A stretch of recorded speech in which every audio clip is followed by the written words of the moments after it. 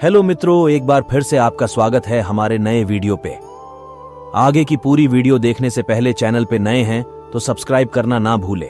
कर्ण के पूर्व जन्म की कथा के अनुसार दंबोधव नाम के एक असुर ने सूर्यदेव की कठिन तपस्या कर उनसे यह वरदान हासिल कर लिया था कि उसे 1000 कवच हासिल होंगे। इतना ही नहीं, इन कवचों पर केवल वही व्यक्ति प्रहार कर सकता था जिसने करीब 1000 सालों तक तप किया हो। दंबोधव की इच्छा यहीं पूरी नहीं हुई।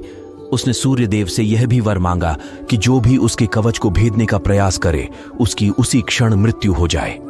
सूर्यदेव ने उसे यह वरदान दे दिया। वरदान मिलते ही दंबोधव ने चारों ओर कोहराम मचा दिया, जिससे दुखी होकर प्रजापति दक्ष की पुत्री मूर्ति ने असुर दंबोधव के संहार का वरदान मांगा। तब भगवान विष्णु के वरदान से मूर्ति को विवाह पश्चात भगवान विष्णु के 2 बालक नर नारायण हुए। नर और नारायण के संयुक्त प्रयास से सहस्त्र कवच का अंत हुआ। 999 संदेश कवच के संहार के बाद जब केवल एक कवच शेष रह गया, तब दंबोधर अपने प्राणों की रक्षा के लिए सूर्यदेव की शरण में चला गया।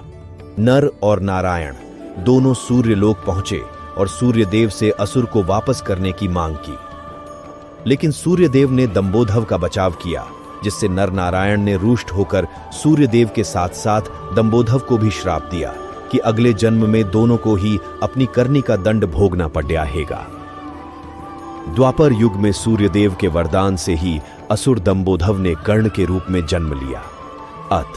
कर्ण ने उसी रक्षा कवच के साथ जन्म लिया जो दंबोधर के पास शेष बचा था।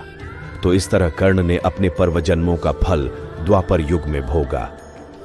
एक बार कुंती की सेवा से प्रसन्न होकर दुर्वासा ऋषि ने कहा, पुत्री, मैं तुम्हारी सेवा से अत्यंत प्रसन्न हुआ, अतः तुझे एक ऐसा मंत्र देता हूं जिसके प्रयोग से तू जिस देवता का स्मरण करेगी वह तत्काल तेरे समक्ष प्रकट होकर तेरी मनोकामना पूर्ण करेगा।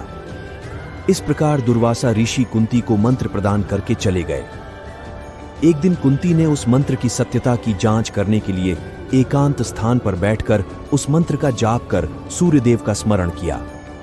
उसी क्षण सूर्यदेव वहां प्रकट होकर बोले, देवी, मुझे बताओ कि तुम मुझसे किस वस्तु की अभिलाषा करती हो। मैं तुम्हारी अभिलाषा अवश्य पूर्ण करूंगा। इस पर कुंती ने कहा, हे देव, मुझे आपसे किसी भी प्रकार की अभिलाषा नहीं है। मैंने तो केवल मंत्र की सत्यता परखने के लिए ही उसका जाप किया है। कुंती के इन वचनों को सुनकर सूर्यदेव बोले, हे कुंती, मेरा आना व्यर्थ नहीं जा सकता। मैं तुम्हें एक अत्यंत पराक्रमी तथा दानशील पुत्र प्रदान करता हूं। इतना कहकर सूर्यदेव अंतर्ध्यान हो गए। कुंती ने लज्जावश यह बात किसी से नहीं कह सकी। समय आने पर उसके गर्भ से कवच कुंडल धारण किए एक पुत्र उत्पन्न हुआ। कुंती ने उसे एक मंजूषा में रखकर रात्रि बेला में गंगा में बहा दिया।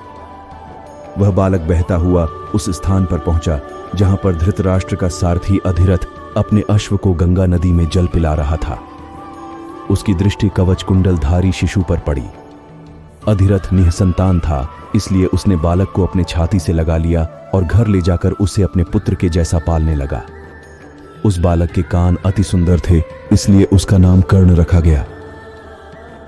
कर्ण गंगा जी में बहता हुआ जा रहा था कि महाराज धृतराष्ट्र के सारथी अधिरथ और उनकी पत्नी राधा ने उसे देखा और उसे गोद ले लिया और उसका लालन पालन करने लगे।